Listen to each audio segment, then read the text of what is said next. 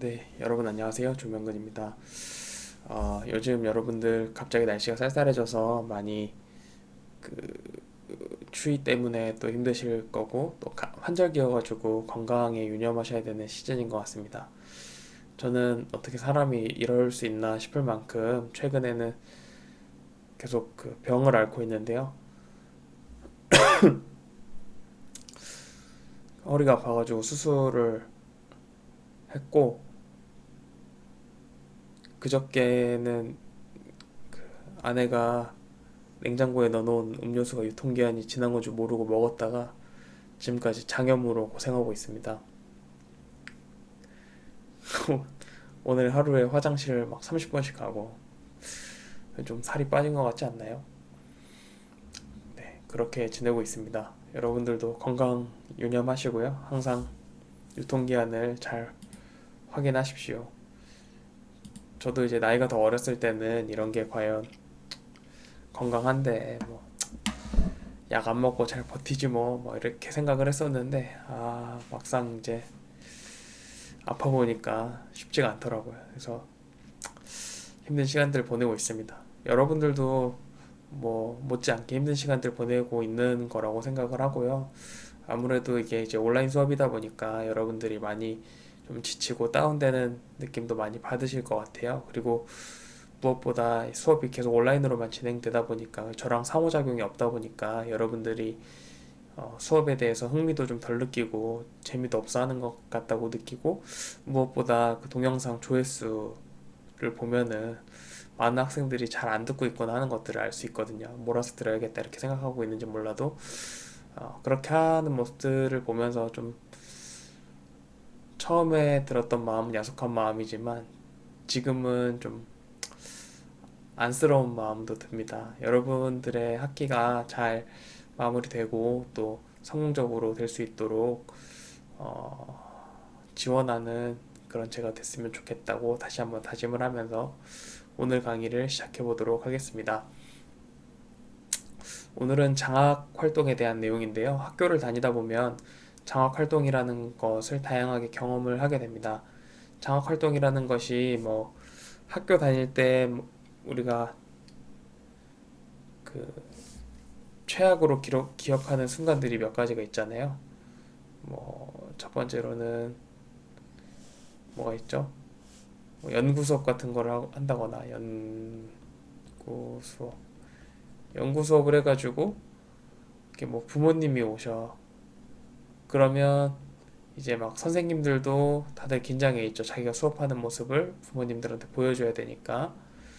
그리고 또 학생들 입장에서도 이 연구 수업을 하면은 선생님이 낯선 모습으로 수업을 하니까 그게 또 불편하기도 하고 또 부모님이 오신다는 것 때문에 막 청소도 하고 꾸며야 되잖아요. 그럼 청소를 평소보다 선생님이 더 열심히 시키죠.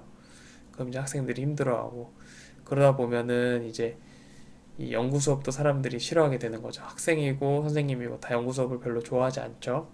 다만 부모님들이 좋아하시죠. 근데 이제 연구 수업에 버금가는 활동에 뭐가 있습니까? 장학사 왔다 이러면은 이제 난리가 나는 거죠. 사실 이 장학사님들의 소속은 학교 교육청에 소속되어 있는 교육 공무원들이시거든요. 그리고 이제 일반 교사보다는 한 직급 위라고 볼 수가 있죠. 그래서 그 이제 교육청에서 학교를 평가하거나 이럴 때 해당 학교에 대한 어떤 인상 같은 것들을 좌우하기 때문에 선생님들은 사실 이런 장학사들을 많이 신경을 쓰는 편입니다. 사실 엄밀히 말하면 선생님들이 신경 쓴다기보다 앞에 뭐가 하나 빠졌죠. 교장 선생님 혹은 교감 선생님들이 이런 그 평가에 대해서 예민하시기 때문에 더 열심히 준비하는 그런 모습들을 볼 수가 있는데요. 대부분 이제 교육감이 나온다, 뭐 장학사가 온다 이러면은 어떻게 하죠? 여기랑 마찬가지로 청소를 엄청 열심히 하고 또 막 쓸고 닦고를 열심히 하죠. 저 같은 경우도 평소에는 저 이제 남중남고를 나왔기 때문에 그렇게 이제 학교 깔끔하지 않았는데 이런 유리창 같은 거를 1인당 한 짝씩 맞게 해가지고 손때가 묻으면 너는 이제 나한테 맞는 거다 이렇게 해가지고 선생님들이 다 유리창 하나씩을 할당을 해줍니다. 유리창 하나를 신문지 한 장씩 나눠주고 닦으라고 해요. 그러면 이거 막 깨끗하게 닦아가지고 가지고 있고, 그리고 이제 서로 친구들이 내 거 못 만지게 막 감시하고, 그리고 바닥도 저는 이제 나무 마룻바닥 옛날 교실 있죠, 그런 거여가지고 왁스 칠하고 그다음에 막 양초 같은 걸로 문질러가지고 맨질맨질하게 만들어 놓고 그런 것들을 했던 기억이 납니다. 근데 사실 여러분, 이런 것들을 우리가 장학 활동이라고 볼 수 있을까요? 사실 여러분들이 봤을 때 이 장학 활동이라고 하는 것을 그냥 요런 기억으로만 남아있지, 정확히 이 장학 활동이라는 것이 무엇인가 하는 거에 대해서는 여러분들이 여전히 아니 한 번도 이게 들어본 적이 없을 거라고 생각을 해요. 그래서 오늘은 이 학교를 다니면서 필수적으로 알아야 하는 장학 활동에 대해서 배우는 시간을 가지고 여러분들이 실제로 여러분들의 학교 생활 속에서 장학 활동을 해나갈 수 있도록, 또 장학 활동을 잘 받을 수 있도록 안내하는 그런 시간이 됐으면 좋겠다고 생각을 하고 있습니다. 그렇다면 제일 먼저 장학이라는 게 뭔지 살펴보겠습니다. 잘못 그렸죠? 네. 장학이라는 거는 뭐냐 하면은 이 장학을 영어로 쓰면 슈퍼비전이라는 거죠. 슈퍼비전. 그 상담을 전공한 학생들은 이 슈퍼비전이라는 말에 대해서 많이 들어봤을 것 같아요. 슈퍼바이저라는 말도 들어봤겠죠. 슈퍼바이저. 여러분, 슈퍼맨이 뭔가요? 슈퍼맨. 슈퍼맨 M이죠. 예, 슈퍼맨. 슈퍼맨은 어떤 사람인가요? 인간을 어떤 초월한 초인이죠, 초인. 엄밀히 말하면 외계인이죠. 눈에서 막 레이저도 발사하고 그런 사람인데, 이 슈퍼라는 단어, 이 슈퍼라는 단어의 그 어두의 이 어원을 살펴보면은 오버라는 뜻이 있습니다. 위에서 내려다보는, 그러니까 어떤 위에서 이걸 조망하는 사람의 위치를 말할 때 우리가 슈퍼라는 말을 쓰게 되고요. 어, 비전이라는 건 여러분들이 잘 알고 계시죠? 비전이라는 거는 시야잖아요, 시야. 또는 관점, 이런 거를 이제 의미하는 건데, 더 높은 곳에서 바라보는 관점. 즉, 교사가 아닌, 그러니까 이거를 학교 상황으로 본다면, 이거를 이제 상담 상황으로 볼게요. 그 상담사 분들이 슈퍼바이징을 받거든요. 슈퍼바이징이라는 걸 봤는데, 이게 뭐냐면은, 이 상담사 분들도 시간이 흐름에 따라서 점점 상담을 잘 해지게 될 거 아니에요. 처음부터 상담을 잘하진 않았겠죠. 여러 가지 케이스들이 있는데 자기가 배운 케이스들밖에 상담을 못 하잖아요. 그러니까 이런 케이스인 경우에는 어떤 좀 도움을 줘야 하는지를, 이제 막히는 문제들이 있을 때 이 자기가 했던 상담의 과정들을 가지고 이 슈퍼바이저를 찾아가 가지고 물어보는 거죠. 제가 요런 상담을 했고 요런 상담 케이스들을 만났는데 요런 식으로 상담을 했습니다. 제가 잘한 것입니까? 이렇게 물어보면은 이 슈퍼바이저가 상담이 다 잘 됐는데 뭐 특히 뭐 어떤 부분들을 조금 보완하면은 더 좋은 상담이 될 것 같다 하면 이 사람이 이만큼 성장을 할 수가 있겠죠. 이만큼 성장하면은 또 이만큼에 해당하는 상담을 진행을 하게 되고, 상담을 진행하고 나면은 또 조금 더 발전하고, 계속 그런 것들이 이제 이루어지는 거죠. 계속 이 슈퍼바이징을 통해서. 그래서 이런 과정을 학교에서도 똑같이 거친다고 생각을 하면 됩니다. 학교에서. 즉, 이 장학이라는 거는 학교에서 이루어지는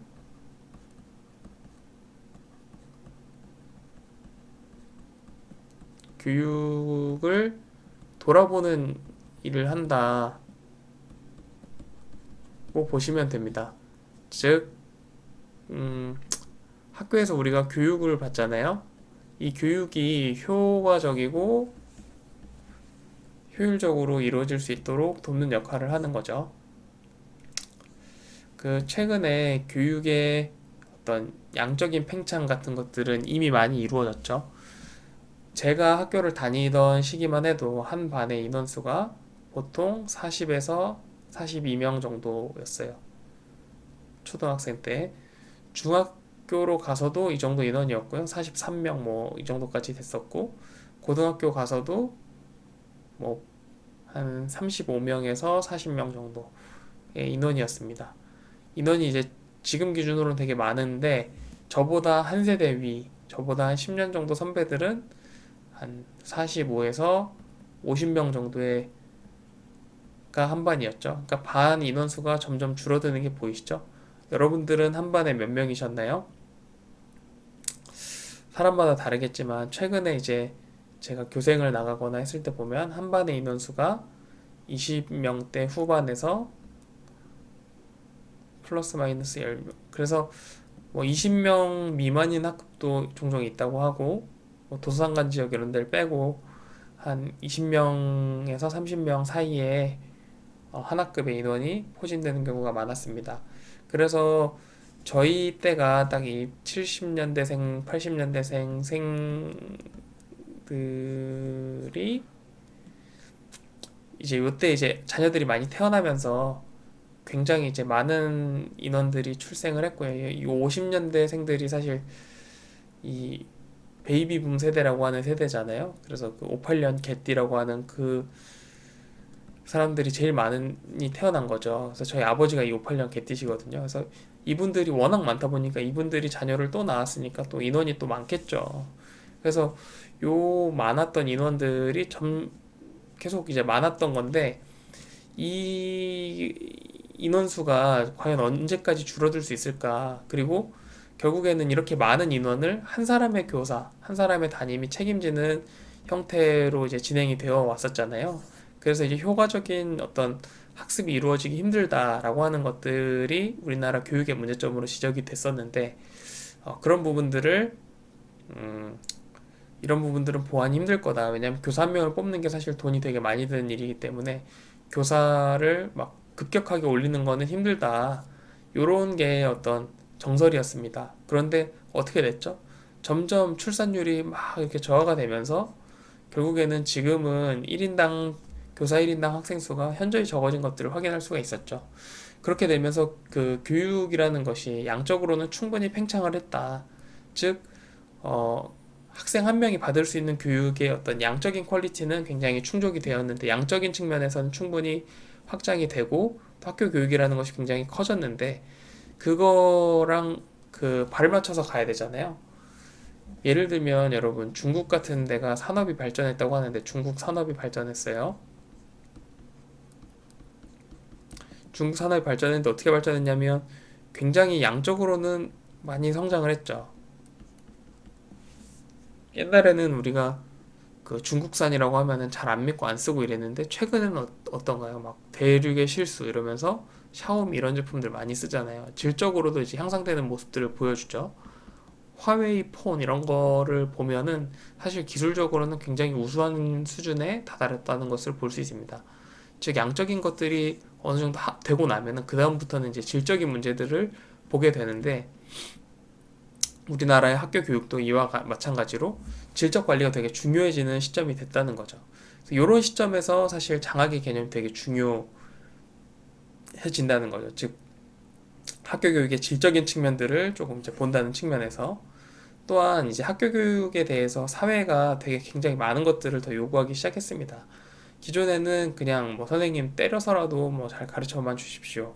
아니면 학교에서 뭐 이거라도 배울 수 있으면 다행이다. 이런 분위기였다면, 지금은 학교에서 더 양질의 교육을 받게 하는 것을 많이 원하고 있죠. 그래서 뭐 대표적으로 어떤 게 있을까요?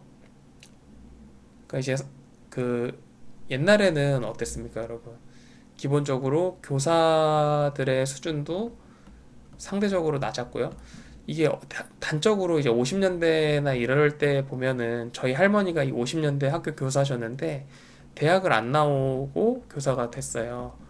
이게 이제 어떻게 되는 거냐면 사범 고등학교를 나와서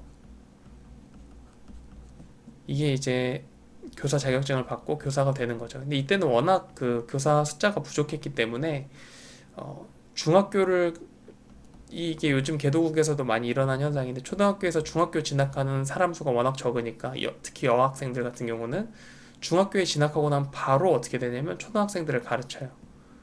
신기하죠? 그 다음에 중학생이 고등학교에 진학하면은 이 고등학생이 중학생을 가르쳐요. 교사의 수가 너무 부족하니까. 그러면 이 고등학교를 졸업하고 나면은 교원 자격증을 주는 거예요.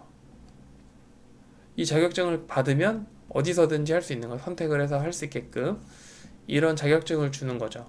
그래서 이 사범 고등학교를 나오면 교사가 되는 이런 코스가 있었습니다. 더 전으로 올라가면 저희 할머니 35년생이신데 저희 할머니 세대까지 올라가게 되면은 사실 이 사범 고등학교 제도도 사실 도입되기 거의 직전 이 사범 고등학교 체제가 자리 잡고 있는 와중에 저희 할머니는 그냥 일반 고등학교를 나오셨고 교사가 되신 거죠.